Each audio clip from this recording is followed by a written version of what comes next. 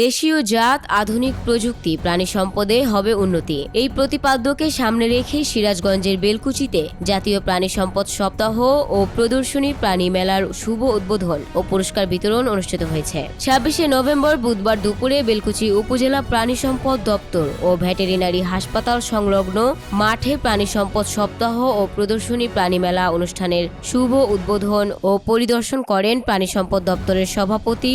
অত্র অনুষ্ঠানের প্রধান অতিথি বেলকুচি উপজেলা নির্বাহী অফিসার মোসাম্মদ আফরিন জাহান। প্রধান অতিথির বক্তব্যে তিনি বলেন, কৃষির পাশাপাশি প্রাণী সম্পদ খাত দেশের বেকারত্ব দূরীকরণে এবং অর্থনৈতিক উন্নয়নে গ্রামীণ চাকাটি সচল রাখতে একটি গুরুত্বপূর্ণ অবদান রেখে চলে আসছে।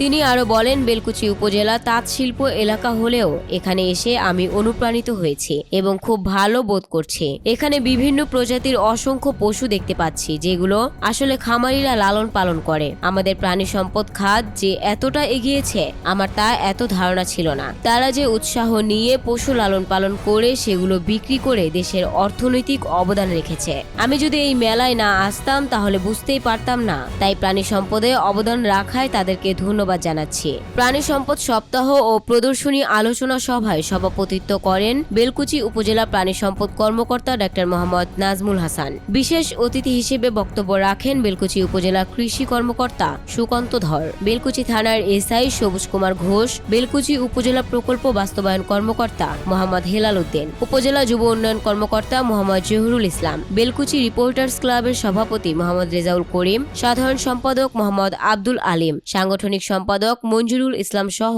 বিভিন্ন ইলেকট্রনিক্স ও প্রিন্ট মিডিয়ার সাংবাদিকবৃন্দ এবং খামারের কর্মকর্তা, মেলায় অংশগ্রহণকারী বিভিন্ন পর্যায়ের নেতৃবৃন্দ উপস্থিত ছিলেন। Desk report, news Times.